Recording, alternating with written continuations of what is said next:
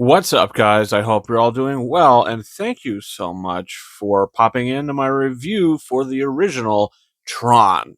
This film is the original classic that has gone on to get a pretty substantial following, leading to a 2010 sequel, which I'm also going to be reviewing in a little bit here.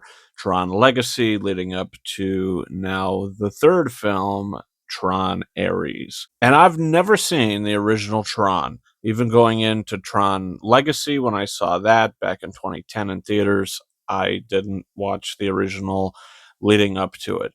But we've got Tron Ares coming around, and I'm doing a lot of reviews for, there's a lot of sequel films coming out, legacy sequels and things like that.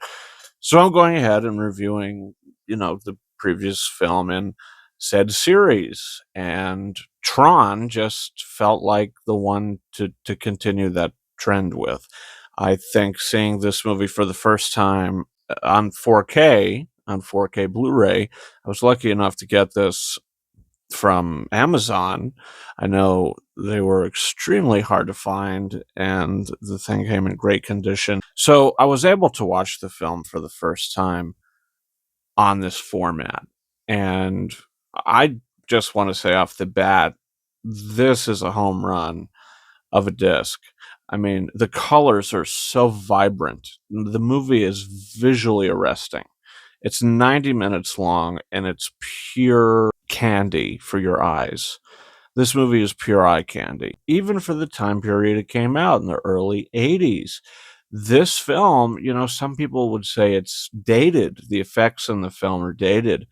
I don't think they're dated at all. I think these effects are just different, but they're special. I mean, they're not dated because who else puts effects on a film that look like this? I mean, it looks like its own thing. It's just so visually well realized. And I loved the movie. I'll say it. I loved Tron. Is this a perfect film? No. This is not a perfect film. This is a great film. It's the story of Kevin Flynn, the creator of Space Paranoids, the arcade game.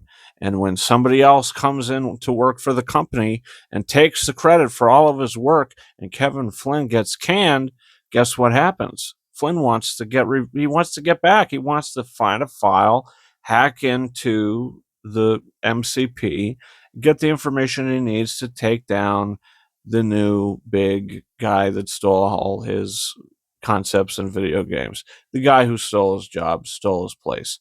Jeff Bridges plays Kevin Flynn, and he's just so likable in this movie. He is like a Kurt Russell kind of likable. I mean, he is really good in this film. And I love Jeff Bridges even today. I'm excited to see his new little cameo role, or I don't know. I'm sure his role's not going to be too big in the new film, but it's nice that he's come back for both Tron sequels. And I would say he had a supporting role in Tron Legacy. I've only seen that, when it came out in the year, like maybe a year or two later, I'd watch it on Blu-ray, but I haven't really checked it out since. Now I've got the opportunity to do that. And I'm really excited to see that because what this film created was a whole world inside the computer. I mean, just the way that the things look, the ships look, the way the grid looks, the light cycles, the production design is stellar in the movie. And the costume design is great as well. I like the colors on the costume and how vibrant it is. I don't really like that it actually kind of looks like fabric and it looks like something you would buy from a Halloween store for a costume, but it is what it is. The lights sort of make up for it. Regardless, the helmets are cool. I love the colors in the movie. The movie has so many nice, bright, vivid colors, and the 4K just added to that immensely. I mean, I was thinking half the time I would love to see this on the big screen because it is just so visually eye-popping. I mean, the movie had me hooked because of the visuals, and I love that the first 10 minutes of the film, you don't wait to get into the grid. The movie doesn't say, okay, you're going to wait about 15 minutes and then he's going to get transported and then you're going to see the grid for the first time. The film doesn't do that. You're basically placed into a race on the grid with the light cycles. And it is so just you're just there. I mean, you have to kind of put the pieces together as you go. The movie's smart. It does not dumb you down. But I said it's not a perfect film. I think that the woman character is kind of unnecessary. She didn't really do anything for the plot. But the Tron character I loved. I mean, Tron's not even the main character of the film, but he's the program. He's like the antivirus protection program. He's the program everybody wants on his computer because he fights for the users. And I just thought he was the coolest character. To be honest, I wasn't introduced to him today. No, no, I was introduced to him back in late 2006, whenever Kingdom Hearts 2 came out. Uh, Tron was in that game. Space Paranoids was a world you went to in that game, and I still play the game today. To see story beats that I've seen before and those cutscenes play out in this film, it makes me appreciate that game and that segment of the game so much more because now seeing the film, the game did an awesome job bringing space paranoids to life in that way. And the voices, the performances, they're all there. Tron's got an iconic voice, and it only gets more iconic as the actor gets older. Does the movie end really abruptly? Yes, it does. Is it a satisfying ending? Sure. Is it extremely abrupt? Yes. The movie's not perfect. It has a couple slow points, but the imagination, the filmmaking here, I mean, it just kind of feels like pure filmmaking, and everybody was just kind of doing these incredible things and just having so much fun bringing it to life. The movie was fun. It was entertaining to me.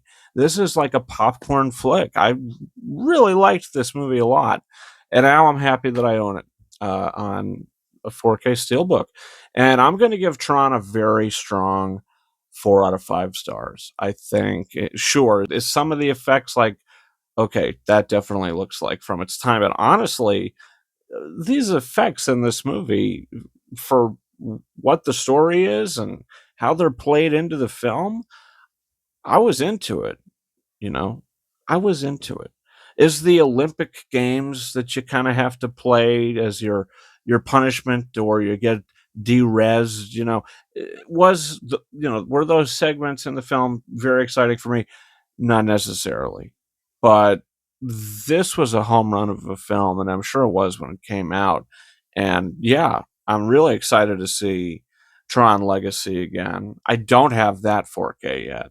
And by the time I do that video, which is going to be within the next few days, I don't know if I'm going to have that steelbook yet, so I'm just going to have to check it out on Disney Plus. But I'm very excited for Tron Ares, and you can definitely hit that subscribe button to come back for my review for that film, which is going to be coming in just a little over a week. But this week's new release is The Smashing Machine, which I'm very excited for, and Anemone, Daniel Day-Lewis's return to acting since Phantom Thread. And guys, you can also follow me on Twitter and or X at RyanKing72 and Instagram at KingArises131. That's better for me.